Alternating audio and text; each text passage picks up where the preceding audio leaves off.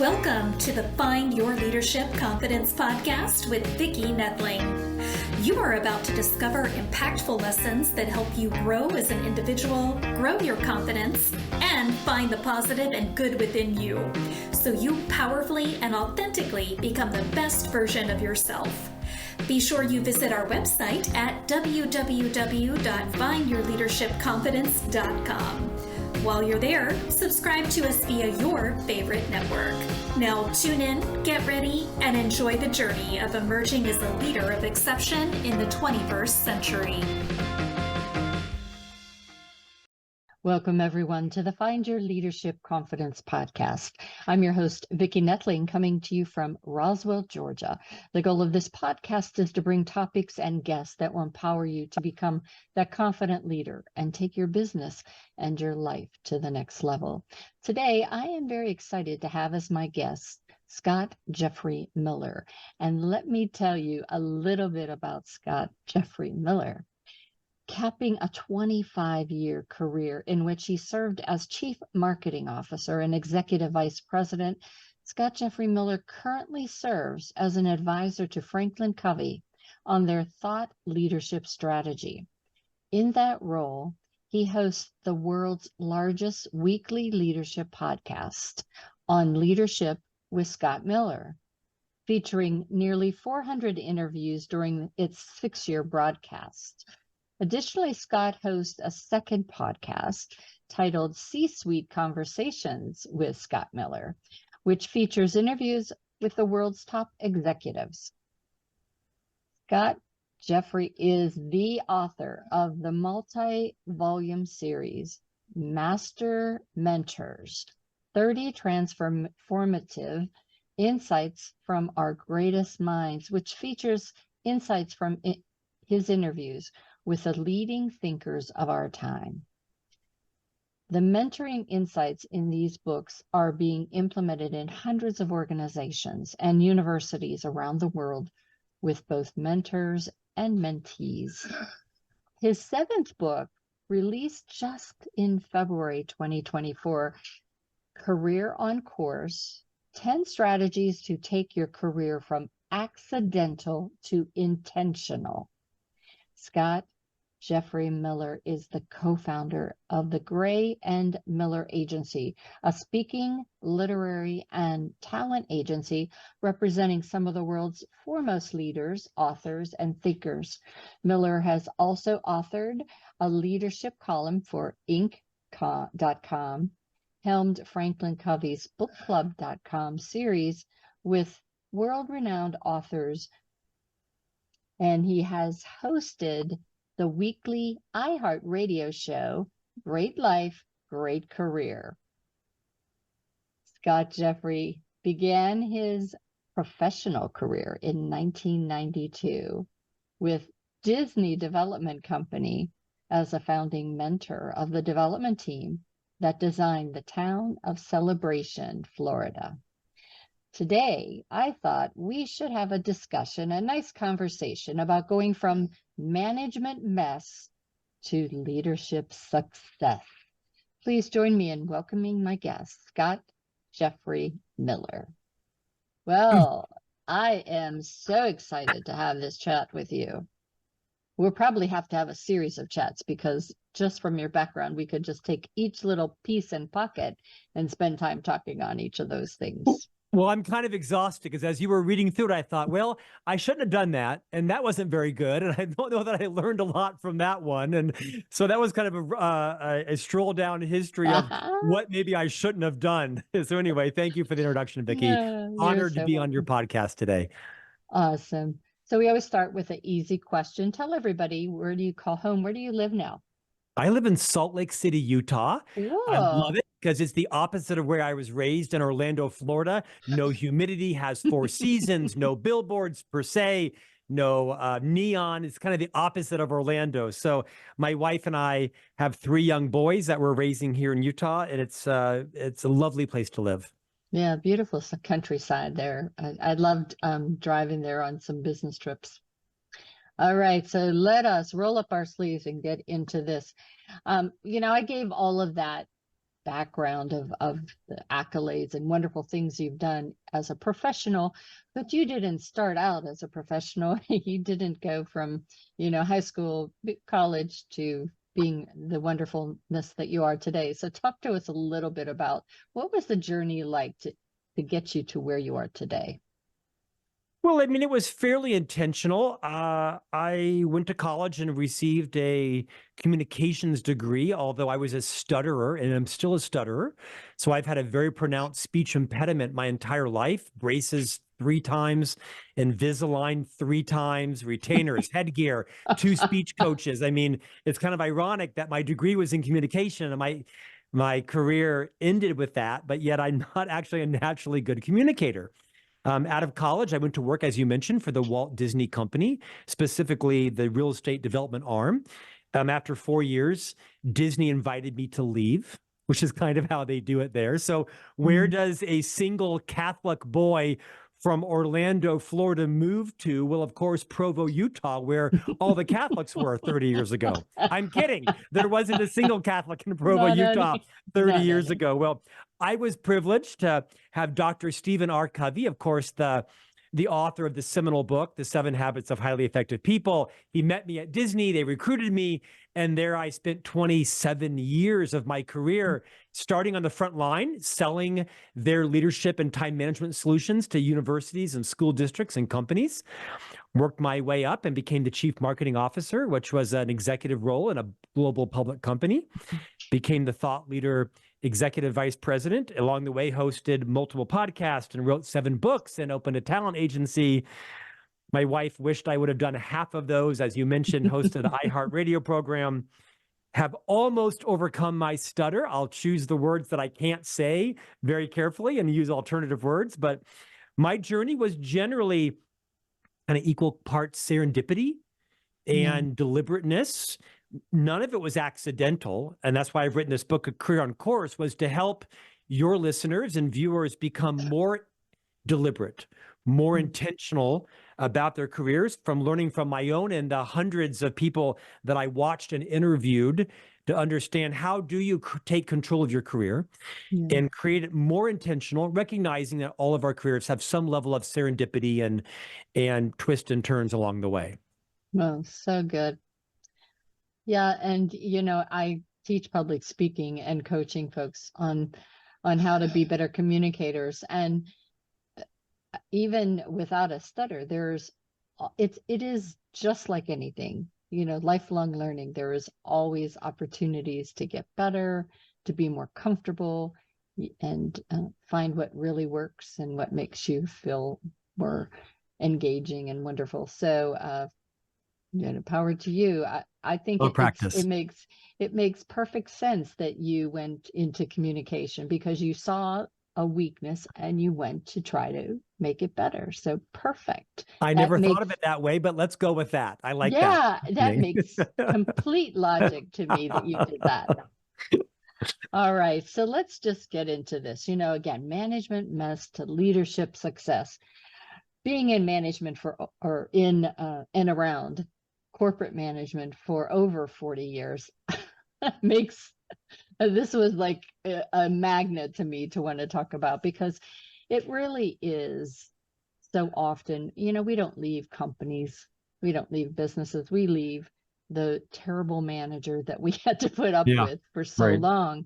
And that's why I do what I do today, to try to give our younger folks especially something to grasp to, some mentor and people, resources to help them know that they don't have to do it the way they have heard or seen in movies or whatnot, that there's a better way to lead.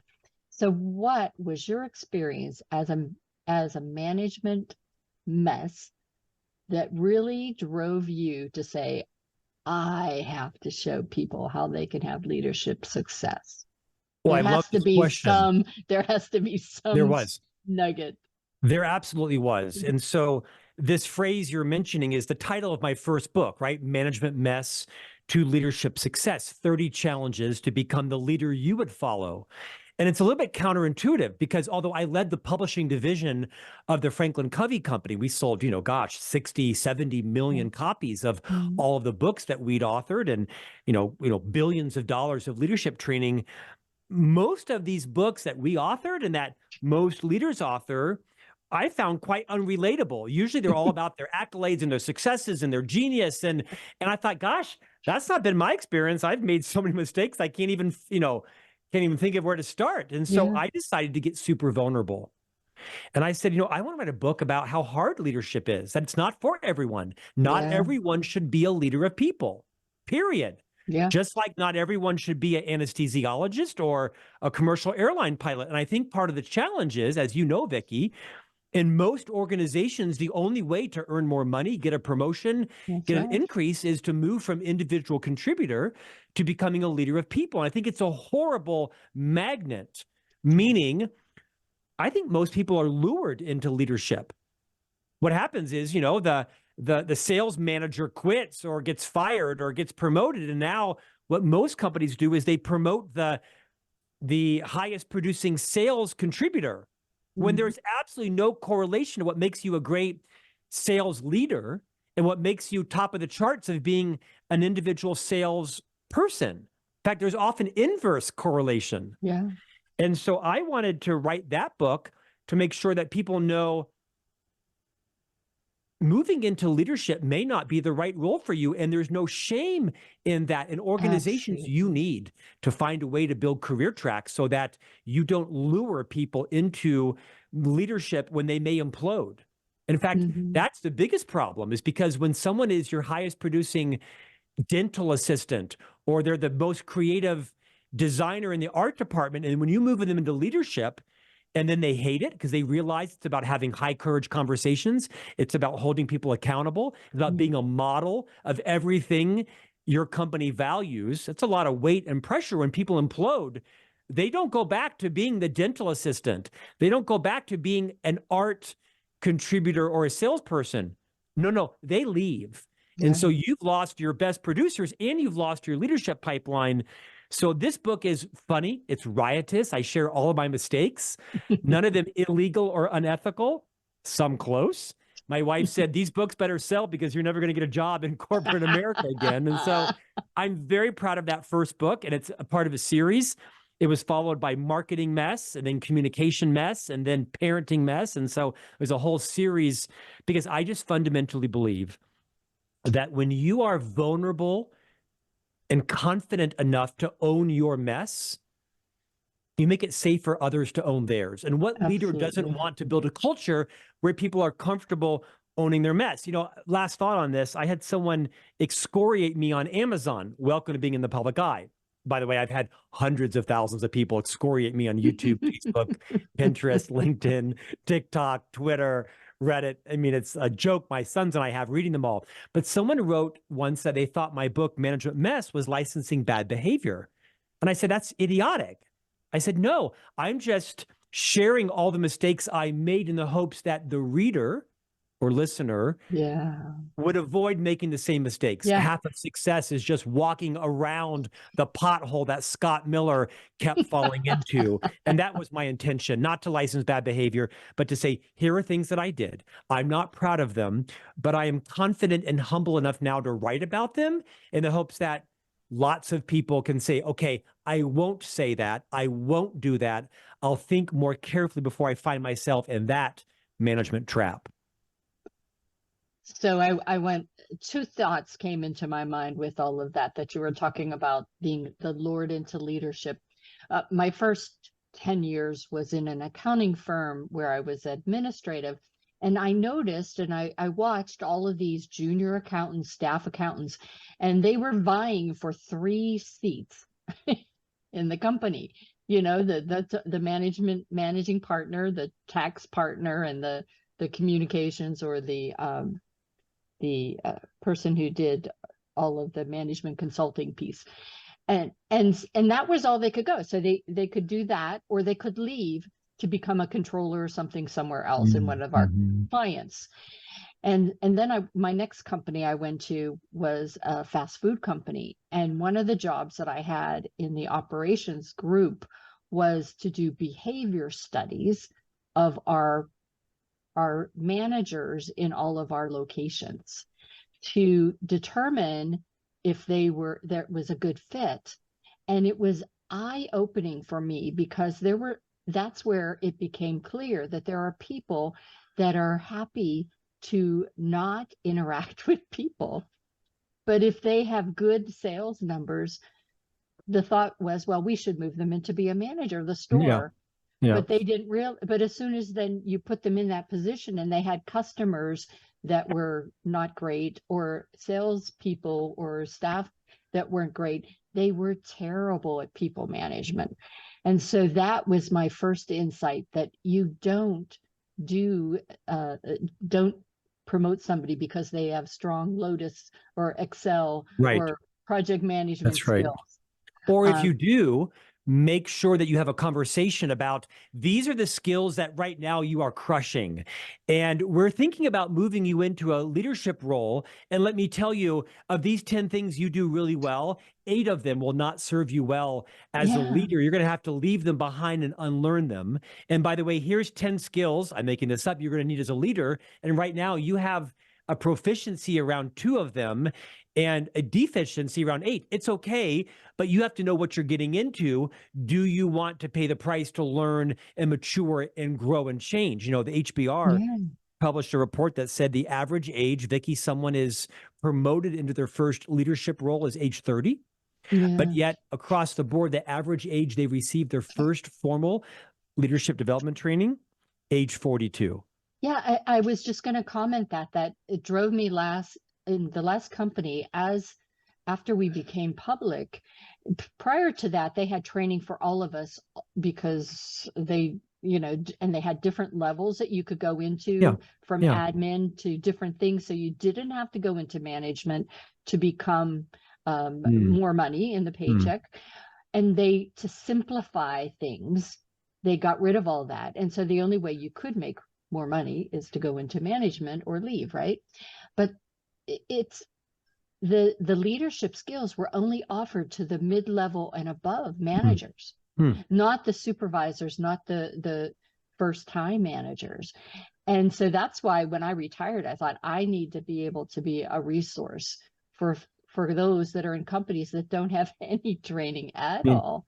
Maybe they had some genius behind that, but it seems counterintuitive given the vast majority of people were being led by the most untrained people in the company. And that just is kind of like, really? Yeah, so true. And then I had a person who was wonderful as a data miner, cruncher and everything. And they kept on wanting to promote her, but her life at that time was too complicated to need to be able to do the hours that were required away from home. And luckily I championed for her to say, she needs to get more money.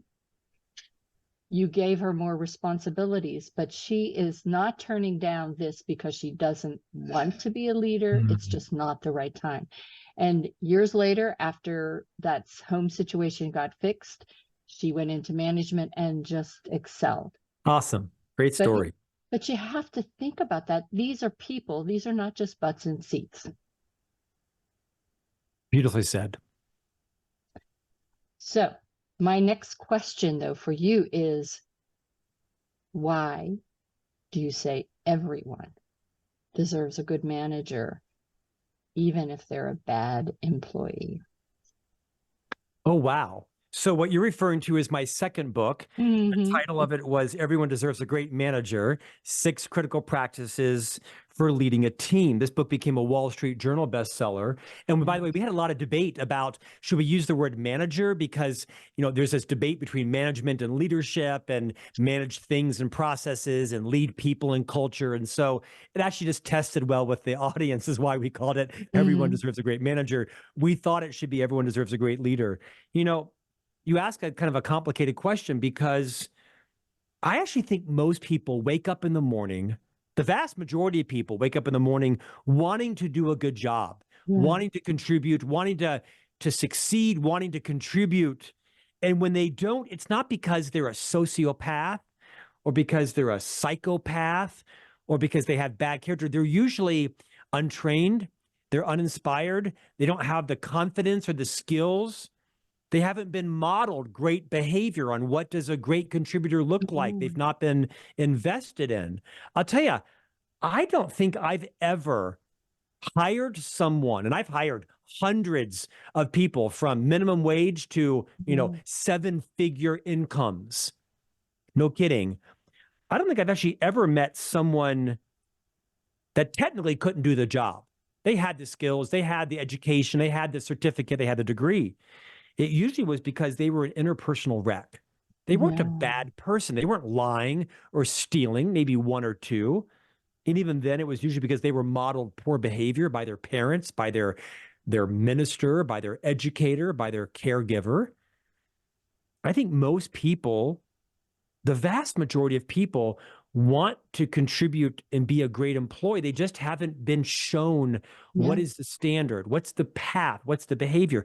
I've had such horrifying experiences at car rental counters, at hotel lobbies, at restaurants, just outrageous behavior.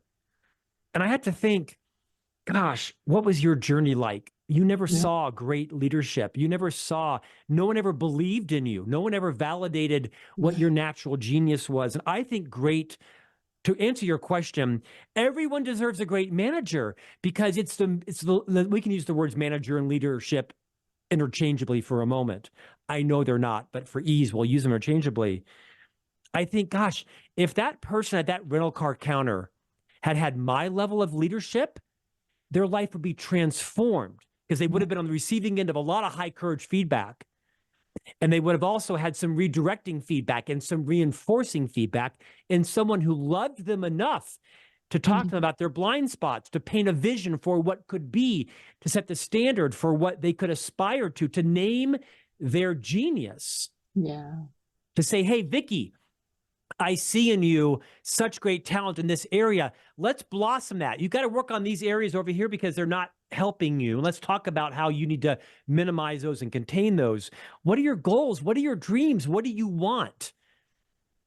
Everybody deserves that in their manager and in their leader. Whether you are a frontline leader, whether you're a first-time manager, whether you're mid or senior or the executive suite, you owe it to the people who report to you to ignite their genius, to name their genius, to clear the path, to summon the courage to give them feedback on their blind spots and tell them what is holding them back. What is it like to work with them?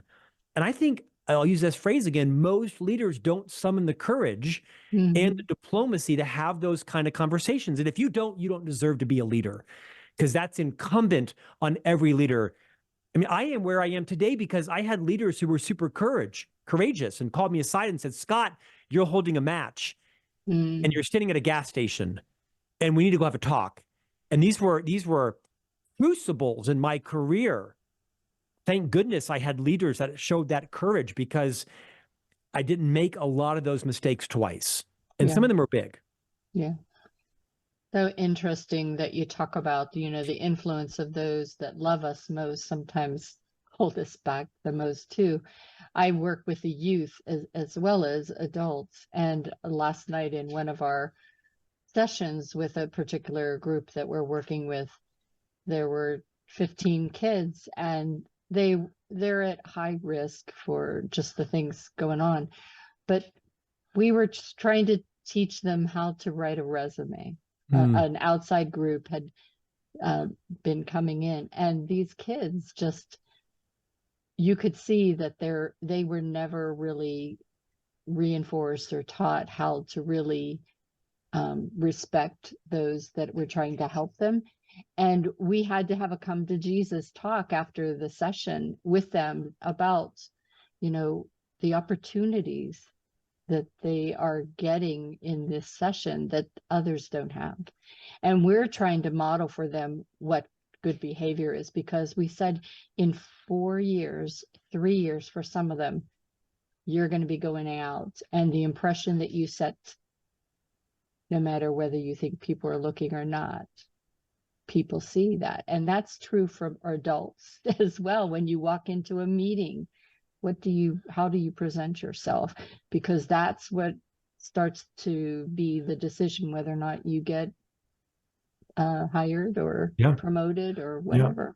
That's one of actually that is one of the 10 strategies in my current book, Career on Course, is define and build your brand. This is not a new idea, but I think most of our brands are kind of left to chance, right? Most people, I use this phrase most a lot because I think it fits. We don't really carefully cultivate our brand. It's a series of engagements with us, email, phone, social, in meetings, on Zoom calls.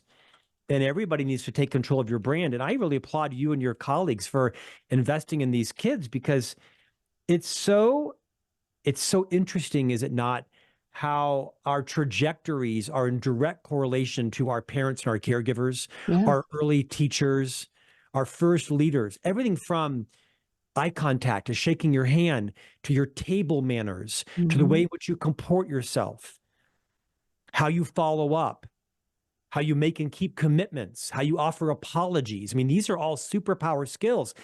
You know, you get hired because of your technical skills. Right. You get fired because of your soft power skills. Very rarely do people get fired because they had the chemical engineering degree but couldn't do the calculations. That never happens. Rarely. You get fired because you're an interpersonal train wreck, because you're not responsible, you're not dependable, you don't know how to collaborate, you don't know how to admit when you're wrong, you don't know how to give credit to somebody else. And instead of saying my bad, which in my world is unacceptable, you say, I was wrong. I dropped the ball. I made a mistake and I didn't prioritize properly. I own this, and this won't happen again. People who say that don't get fired. Yep. They get second chances. That's exactly right.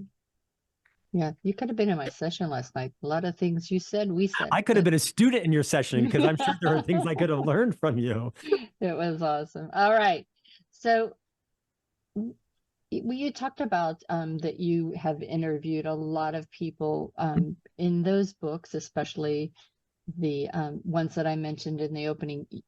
What did you learn from some of these great minds, these thought leaders? And I mean, this is why I do this podcast and the next one that I want to do, because I just love listening to all the wisdom that's out there. So share with us what you've learned so far from all these thought leaders. Can I have 40 minutes? I know. That's why I said we're going to have several interviews. Yeah, I've got a couple in mind. So two of my books are called Master Mentors, and they're based on my most transformative interviews from this podcast that I host called On Leadership with Scott Miller. Very similar format to yours. You're a better interviewer than I am, but my guest, like yours, a lot of stature. Seth Godin, the famous blogger, marketing author, a friend of mine, a bit of an iconoclast. Seth taught me the difference between being fearless and being reckless. Oh. And for me, it was a watershed, because I've spent most of my life thinking I was being fearless, but I was really being reckless. Reckless with my brand, reckless with your feelings, reckless with your self-esteem, because I just chose to say what was on my mind versus putting a filter through it and thinking, is this helping Vicki, or is this just making me feel better about my jealousy of her? So the first concept was recognizing, when am I being fearless to right some wrong or stand up for the oppressed? And when am I just being reckless because I'm not showing self-regulation or maturity or wisdom, or realizing, you know what, this doesn't need to be said. The next big idea I learned was from Liz Wiseman. She wrote the book Multipliers. I personally think it's the best leadership book written in the last 15 years. It was Liz's book that forced me to step down as the chief marketing officer, the question you asked earlier. And here I am in a 7-figure job as an executive in a public company. In the middle of the pandemic, I read Liz's book and I realize, oh my gosh, I'm not a multiplier. I'm a diminisher. Now, that doesn't mean that I'm a sociopath, but in Liz's book, by the way, to all of your listeners and viewers, right now, go on to Amazon and order Liz Wiseman's book, Multipliers, because she was a chief learning executive at Oracle for like 18 years. And what she realized is that in order to become a multiplier of talent, meaning that your job is not to be the genius in the room, but the genius maker of others, in order to become a multiplier, you have to understand when you are accidentally diminishing other people. And usually it's your strengths overplayed. And she identifies 9 accidental diminisher roles. Roles like the idea fountain, the always on, the pace setter, the rescuer, the protector, the perfectionist, and a couple of others. And I thought, check, check, check, and check. And I realized that my need to kind of be the smartest person in the room was holding a lot of talent back. It was holding back my ability to hire people who were more talented than I was.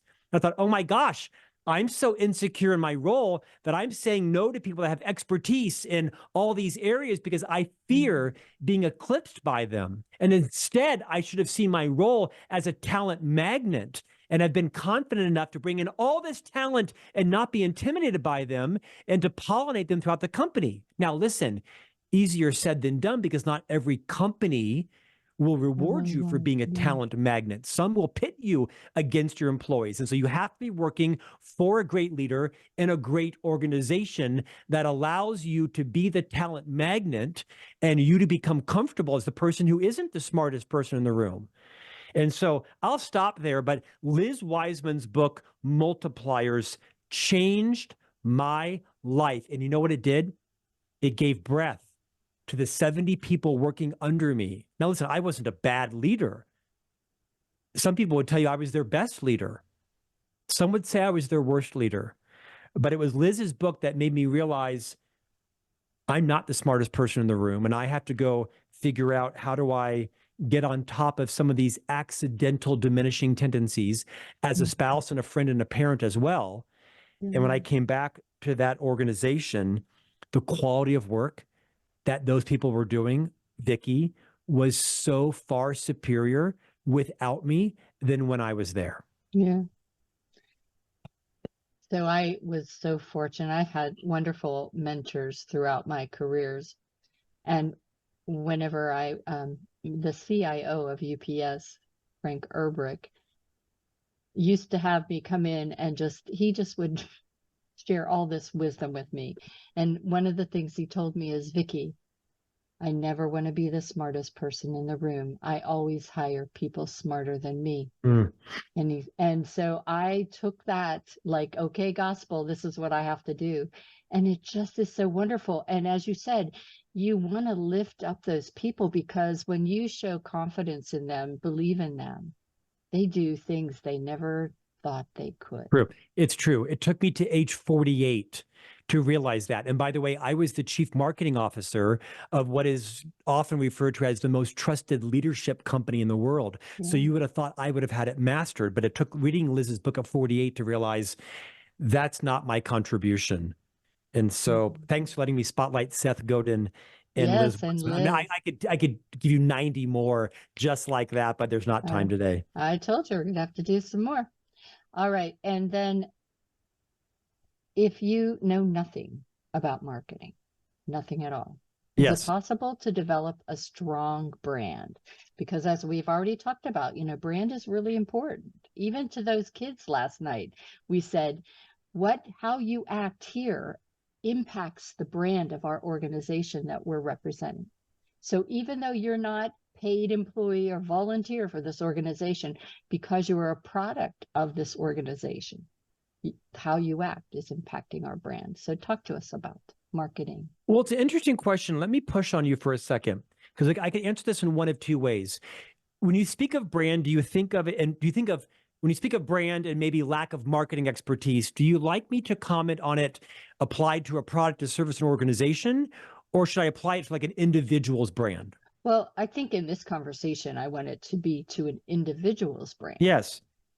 Well, I don't think you have to know anything about marketing to recognize that your reputation is merely a collection of all the decisions you make, all the promises you break. Oh, yeah. All the confidences you keep. Mm-hmm. And so you have a reputation, and there is obviously great dissonance between how you see yourself and how others receive you. So if you want to learn what your brand is, you first have to get great at asking for and receiving feedback. Yeah. Now, not all feedback will be helpful, and not all feedback will be about you. Some of it will be about their ex-husband who looks like you or their ex-boss who sounds like you. So you have to become adept at discerning what feedback is helpful and what feedback might be grounded in jealousy or in one encounter 2 years ago that someone hasn't let go of. Yeah. But if you want to understand what your brand is, and it isn't what you think it is, newsflash, then you need to go find a team of trusted people from your personal life and your professional life and ask them, what are some things I do that delight you? And what are some things I do that annoy you? And then don't deflect it, deny it, refute it, dispute it. Just listen. And when Vicki says, well, Scott, as a matter of fact, you have a batting average that's like 6 out of 10. Don't say, yeah, I know, but my boss has all these projects. And don't say, wow, Vicki, that took some courage. Thank you. Ouch, that hurts. Can I ask you a question? Can you tell me what evidence do you have? What situation? Give me some examples of when my reputation has built that reality in you. Because the fact of the matter is, you can't talk your way out of a problem you behaved yourself into. You can only behave yourself out of it. And so when someone does give you feedback on your brand, don't push back on it. Just say, thank you. Tell me more about that. And then go behave your way into a new brand. It's never too late to correct your brand, especially if you're willing to say, I've been a jerk. Quite frankly, I have been a jackass at times. Pardon my dog barking. And then just talk about it openly. I want to be a better leader. I want to be a better husband. I want to be a better team member. And some of you have given me some feedback on some of my blind spots, and I really intend to work on those. Do me a favor. When you see me improving, will you call it out? And when you see me repeating self-defeating behaviors, will you call it out? Maybe in private, maybe praise me in public and coach me in private. But I think this is great advice for people who want to know, what is your brand and where is there a chasm between how others perceive it and where you want it to be? And the only way to do that is to become expert at requesting and receiving and acting on feedback. So true. And that's another area that if your parents out there listening, that's one of the things you need to teach your children. That's, part of what we have to do as coaches for some of these kids now, and undo some of the things that have been taught of them. But to really be able to look at feedback as a gift, as opposed to it is a gift. Yes. Yeah. And but you have to build that muscle, right? You have to become courageous, right? And you can't take it personally. And it doesn't mean you're a bad person. I mean, people have given me if you go onto Reddit and you see all the feedback about my podcasting skills or my authorship skills, you jump off a cliff if you believe them all. So you've got to recognize that feedback cannot be taken to your core. It's just how you're received. And so to your opening point about communication, you might need to make some minor adjustments.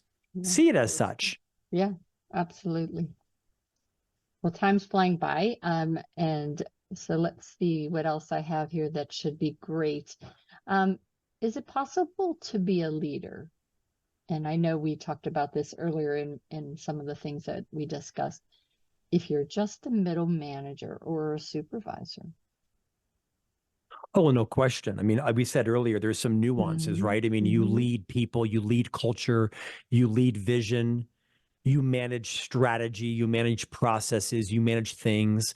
By the way, I think management and leadership are interchangeable. Sometimes you are managing people. Sometimes you are leading people. Sometimes you are managing and leading people on the same day.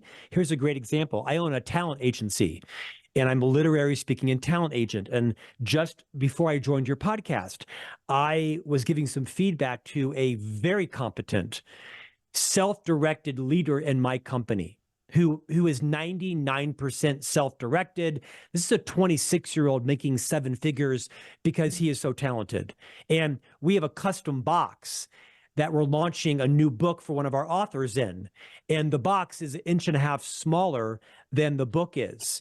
And so Whoops, whoops. I managed him quite clearly on somebody can't do math, because I very, very distinctively had a conversation with you around make sure you get the dimensions, because I'm holding 500 boxes on my desk right now that are the wrong size. And so that was a management conversation. There was no leading there at all. This was very clear. This is completely unacceptable. Yeah. You own this, and you have an hour to figure out how to get this right. See ya. Now, I had built the reservoir of trust with him. He's not irritated with me. He knows he dropped the ball. Yeah, for and sure. He's very clear that he's got an hour to figure this out. Now, we're not going to have new boxes in an hour, but he's got to figure out what happened. I can handle bad news. What I can't and won't handle is wrong news. Wrong news means you made it up, you lied, or you didn't ask enough questions, or you didn't ask for help, which is a sign of strength. Now, this person will fix it because he's phenomenal. So yes, people that are managers can be leaders. It doesn't mean you may change the company's culture or the company's strategy or the company's EBITDA or profitability. But I mean, you're working on the culture of your team. Your team has a culture distinct of the broader company culture. And so you can choose deliberately what to inoculate your team from, and what also to discuss and distill. I mean, at the end of the day, leaders are really about modeling the values of the company. And so as a leader, can I share a short story? Yeah, please. I'm mindful of our time, but I love this story. There's a very famous author and radio personality called Dr. Laura Schlesinger. She's kind of like, the Dave Ramsey of interpersonal relationships, right? And some people can't stand her. And frankly, I find her to be very wise, but I can only handle about 5 minutes of her because she's very curt and very harsh, and gotten more so as she has, quite frankly, aged. Everyone knows who Dr. Laura is. She's on, I think, satellite radio now. Long story short, a couple of decades ago, a guy called into the program and said, "Hey, I've been trying to find my future wife. I've been to bars, I've been to clubs, I've been to recreation centers, I've been to restaurants and churches and single clubs, and I just can't find her." And Dr. Laura says, "Well, tell me about your perfect spouse." Well, I mean, she would be this, and she would have a perfect credit score, and she'd be interesting and fun and sexy and voluptuous, and she would be smart, well educated, and and he went through all these things in great shape. And Dr. Laura said, in Dr. Laura fashion, "Stop dating for 1 year. Go become that person. Click." Meaning, as soon as you become all of that, that person will gravitate towards you. And I use that example, the same for leadership. You have to model all the things you want your people to see. So if you're a manager, you've got to be on time. You've got to make and keep commitments. You have to offer apologies. You can never gossip. You have to admit when you are wrong. You have to disrupt your skill set. You have to place yourself in uncomfortable situations. You have to model everything you want to see in your team members. So write those things down.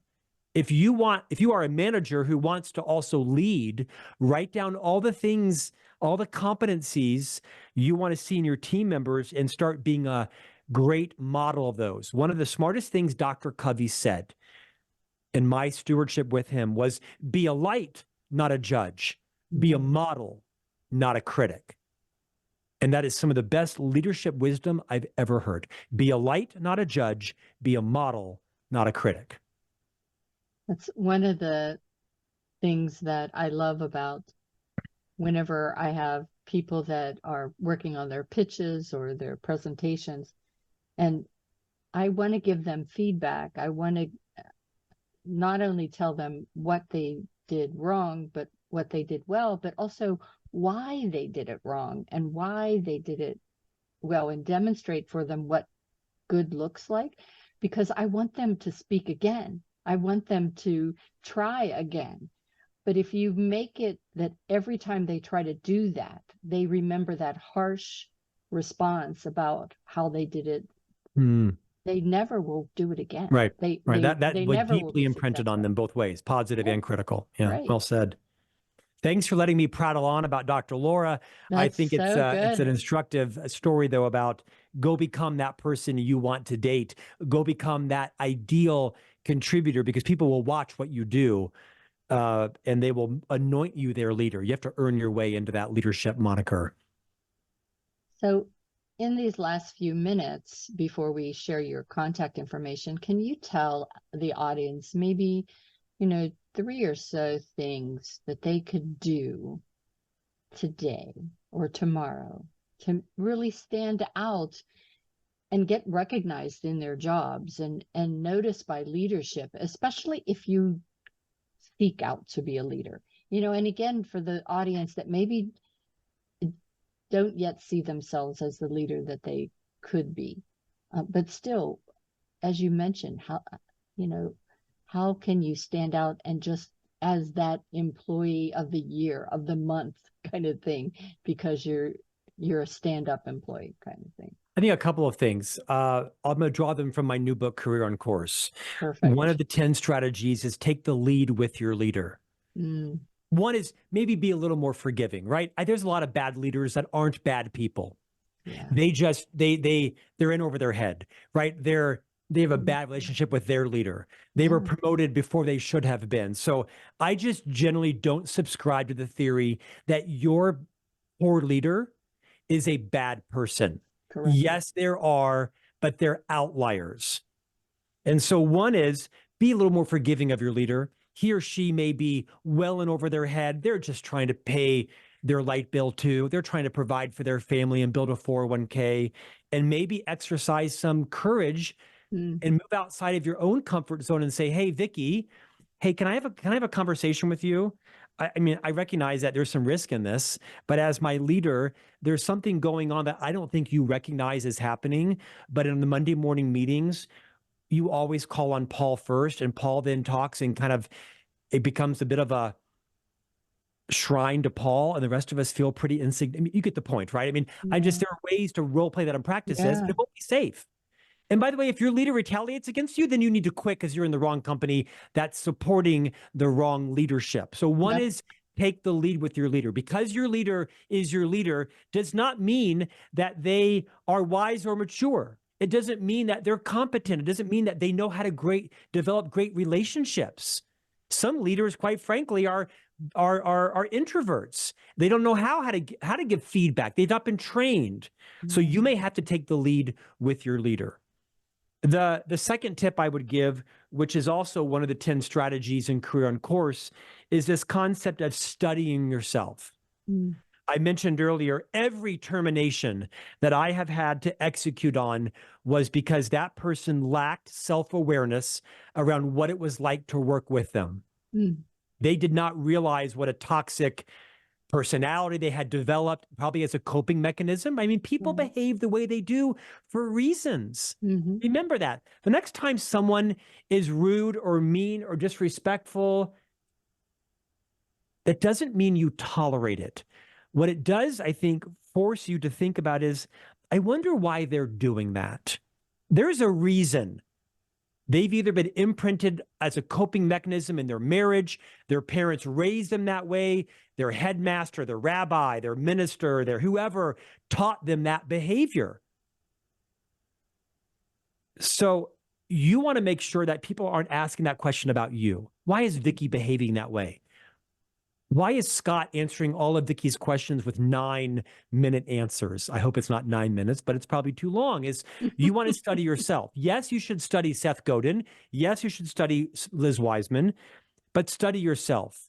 Become an expert on who you are and why you are. Lastly, I would say get really clear on what your personal and professional values are.